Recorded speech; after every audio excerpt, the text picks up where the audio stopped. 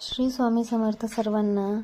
तर थंडीचे दिवस आता चालू झालेले आहेत बघा, आणि बाजारामध्ये सुद्धा अनेक प्रकारच्या भाज्या या दिवसामध्ये येत असतात. आणि थंडी यावर्षी म्हणतात खूप जोराची पडणार आहे, कडक. आणि तसंच आहे, आमच्या इकडे तर भरपूर थंडी आहे. तुमच्या भागामध्ये थंडी आहे की नाही मला कमेंटमध्ये नक्की सांगा. तर भाज्या ह्या हिवाळ्यामध्ये भरपूर येत असतात. वांग, पावटा, वाटाणा, घेवडा, गाजर, अशा बऱ्याचशा भाज्या बाजारामध्ये येत असतात हिरव्यागार, आणि ते बघायलाही खूप छान वाटतात आणि खायलाही खूप छान वाटतात. तर तशीच आज आपण भाजी बघणार आहोत वालाची. वाल म्हणतात की तुमच्या इकडे घेवडा, पावटा काय म्हणतात मला नक्की सांगा. तर आज आपण ही भाजी बघणार आहोत वालाची. आमच्या इकडे ह्याला वाल म्हणतात.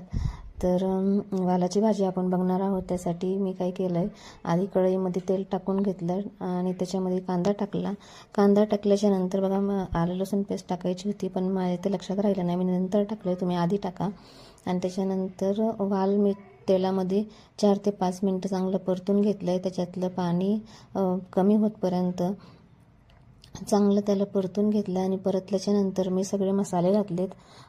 हळद, मिरची पावडर, मीठ आणि धने पावडर वगैरे, आणि तुमच्याकडे जो कोणता गरम मसाला असेल तो मसाला तुम्ही वापरा.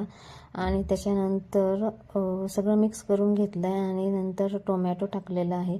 आणि टोमॅटो टाकल्याच्यानंतर त्याच्यावरून लगेच मीठ टाका, म्हणजे टोमॅटो मऊ होतील. आणि अशा प्रकारे तुम्ही भाजी बनवली ना तर खरंच खूप छान होते ही भाजी. आणि त्याच्यानंतर थोडंसं कोथिंबीर टाकलेलं आहे. आणि ते सर्व आता मिक्स करून घ्यायचं आणि परत 4 ते 5 मिनटं चांगलं शिजतपर्यंत भाजी झाकून ठेवायचं. आणि साईडला बघा, चपात्या करायचं पण काम चालू आहे. तर सकाळच्या गडबडीमध्ये ही भाजी खूप झटकीपट होते. कशी वाटली तुम्हाला भाजी नक्की